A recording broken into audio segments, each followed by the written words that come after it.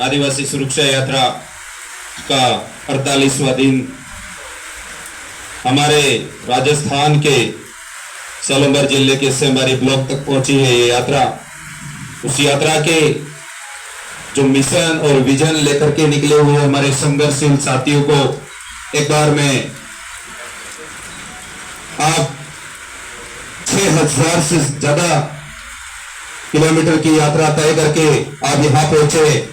एक बार सेंबारी ब्लॉक की ओर से और आप तमाम साथियों की ओर से आपका तहे दिल से हार्दिक स्वागत अभिनंदन करते हैं। साथियों, आज हमारी ये जो आदिवासी सुरक्षा यात्रा है उसके मूल मुद्दे को जो लेकर के निकले हुए हैं सांस्कृतिक शुद्धिकरण। हमारी संस्कृति, हमारी वेशभूषा, हमारा रहन सहन कैसा हो, कैसा था, आज हम वो सारी चीजें भूल चुके हैं। अगर हमारे आदिवासियों को हमें एकत्रित करना है, एक पहचान देनी है, तो हमारी सांस्कृतिक शुद्धिकरण जो संस्कृति है उसके अंदर कहीं कहीं शुद्धिकरण करना जरूरी है और हमारी मूल पहचान की ओर वापस हमें लौटना पड़ेगा। दूसरा, वैचारिक एकीकरण।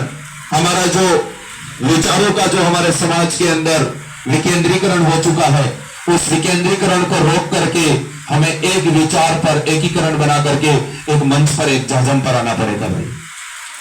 उसके बाद हमारा जो तीसरा सुरक्षा यात्रा का तीसरा मूल उद्देश्य है, जो हमारा सामाजिक और राजनीतिक एकीकरण कहो या जनजागरण कहो, सामाजिक स्तर का जो हमारा जनजागरण है वो अलग अलग तरीके से चल रहा है मेरे भाइयों।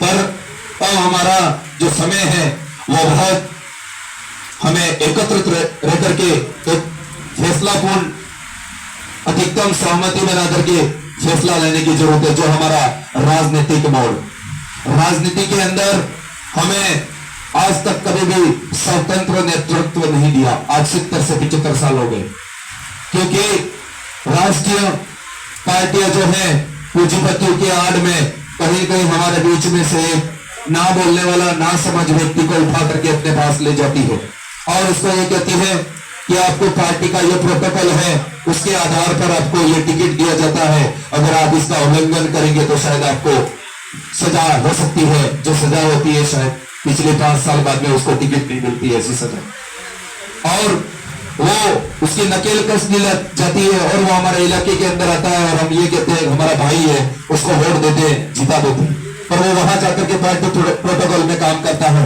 वो आदिवासी के प्रति कभी नहीं बोलता है, वो खुद उसकी सीट अगर जाने को होती है फिर भी वो नहीं बोलता है।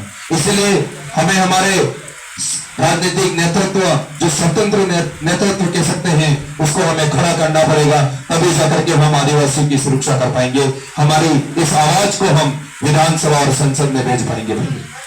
क्योंकि आज तक जो लोग ये सब करते आए, कहीं न कहीं उसका राजनीतिक मोड़ करना ही होता है, पर हमें एक बहुमत बना करके, एक एकता बना करके हम हमारी ये राजनीतिक अस्तित्व है, प्रतिनिधित्व है, उसको जिता करके आगे भेज सकते हैं।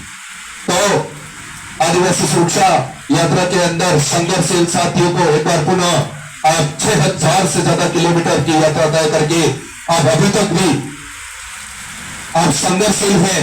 हम आपके साथ में कंधे से कंधा मिला करके ये विश्वास दिलाते हैं कि आने वाले समय के अंदर और इस इलाके के अंदर आप जहां पर भी जा रहे हैं वहां हमारा तन मन और धन से आपको सहयोग रहेगा। आप इस यात्रा को उस अंतिम पड़ाव तक लेकर के जाइए, हमारा साथ वहां तक रहेगा। साथियों, पाल लड़ाव के अंदर ये इस यात्रा का 2 अक्टूबर को समापन है और उस समापन के अंदर हम ये जान सकते हैं कि हमें अपना समय निकाल करके जाना जरूरी है, क्योंकि ये वो विचारधारा है।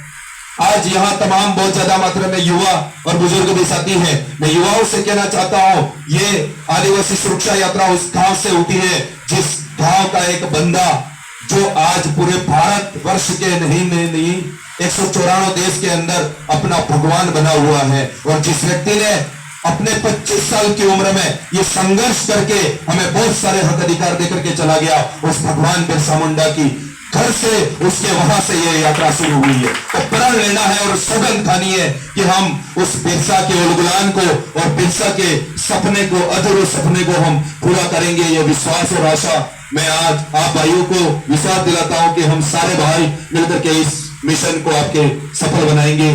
धन्यवाद, आभार, जोहार आप सभी भाइयों को।